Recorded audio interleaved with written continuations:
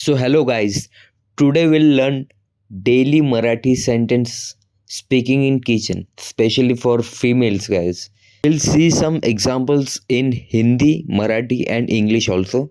Okay, so let's start with the first sentence, that is turn on the gas in English. Hindi में होता है gas चालू कर दो और मराठी में होता है गॅस लावून देना या फिर गॅस लावून द्या, मी गॅस लावते. ओके, तो यहाँ पे लावून देना यानी चालू कर दो या लगा के दे दो, हिंदी में आप कह सकते हैं. सेकेंड एग्जाम्पल है wash the vegetables and keep them. तो इसे हिंदी में हम कहेंगे सब्जी धोकर रख दो. ओके, मराठी में काफ़ी ईजी है गाइस, भाजी धुवून ठेव या फिर भाजी धुवून ठेवा या फिर ठेवते. ठीक है, मैंने इसके पहले वीडियो में आपको बताया था रख दो को ठेव या फिर ठेवते ठेवतो इस तरीके से हम यूज़ करते हैं. तो भाजी धुवून ठेव यानी भाजी धोके रख दो या फिर सब्जी धोकर रख दो. ठीक है. थर्ड एग्जाम्पल है chop the onion and tomato. So इसे हिंदी में है प्याज और टमाटर काट दो. प्याज और टमाटर को मराठी में कांदा और टोमेटो कहते हैं, मतलब टोमेटो को टोमेटो ही कहते हैं बट प्याज को कांदा कहते हैं. तो इसे मराठी में कहेंगे कांदा टोमेटो चिरून दे.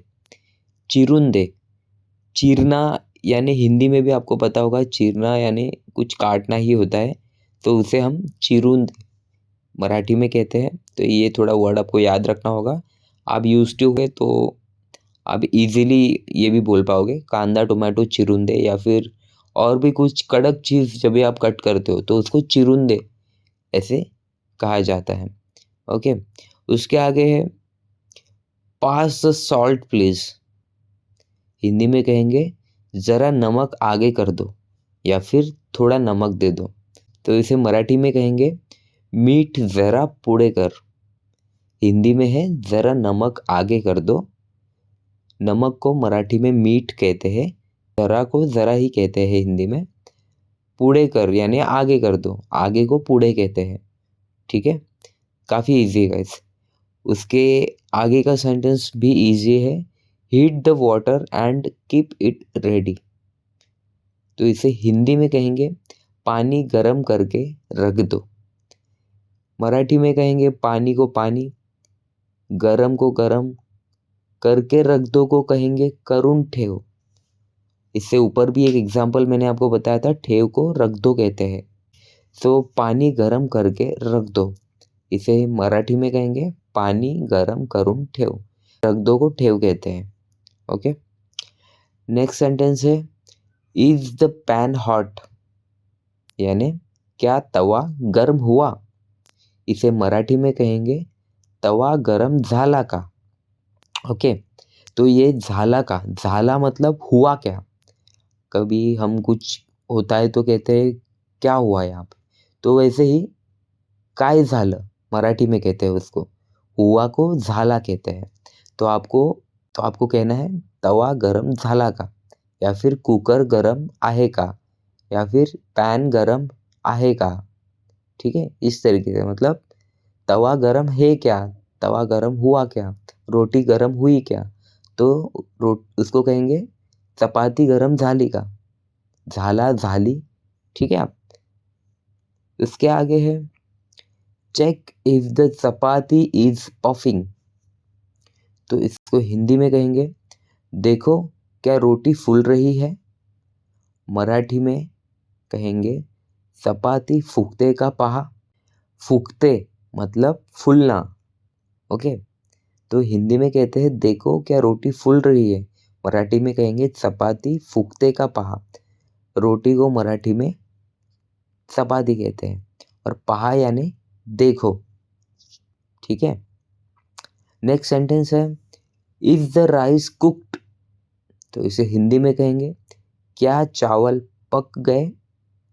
मराठी में काफ़ी आसान है, चावल को मराठी में भात कहते हैं. तो भात शिजला का, पक जाने को मराठी में शिजला कहते हैं. ओके, जैसे कि तो लेट सपोज मैं कुछ एग्जांपल बताता हूँ आपको।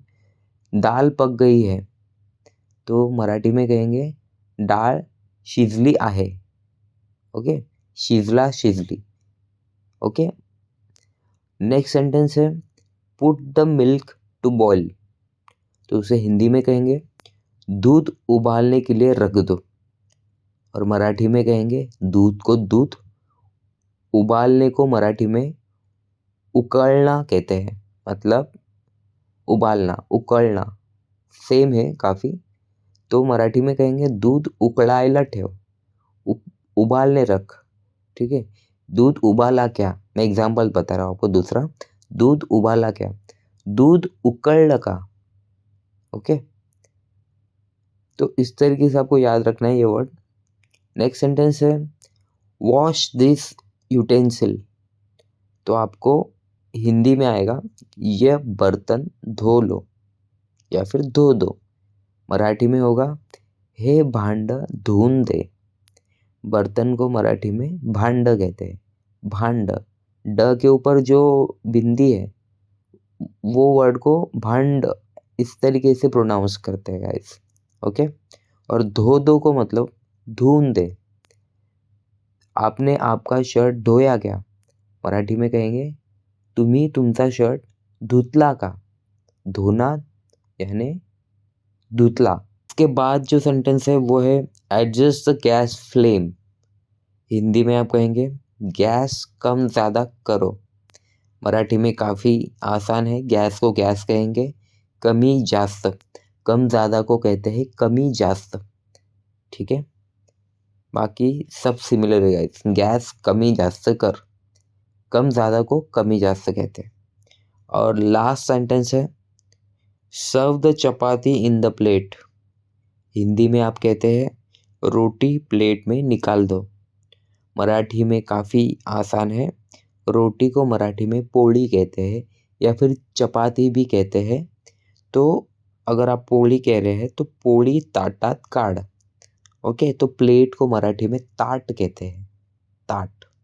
ओके, काढ का मतलब निकाल दो, जैसे कि आप कुछ पैसे निकाल दो, मराठी में कहेंगे तुम्ही काहीतरी पैसे काढा। काढना मतलब निकालना। ओके, तो इस तरीके से गाइज मैं डेली कुछ ना कुछ आपको वीडियोस प्रोवाइड करूँगा हर एक कैटेगरी के। जैसे अभी मैंने आपको बताया किचन रिलेटेड, फिर उसके अलावा और भी सर्विसेज है, जैसे प्लम्बर है, फिर कॉल सेंटर है, ऐसे बहुत तरीके हैं गाइज। तो मैं हर एक वीडियो बनाऊंगा, चैनल सब्सक्राइब करो। और अगर आपको कुछ आइडिया है कि आपको कहाँ पे मराठी यूज़ करना चाहते हैं आप, तो वो आप कमेंट में ज़रूर लिखो। Okay guys, take care guys. हाँ, चैनल को सब्सक्राइब करके ज़रूर जाना गाइज।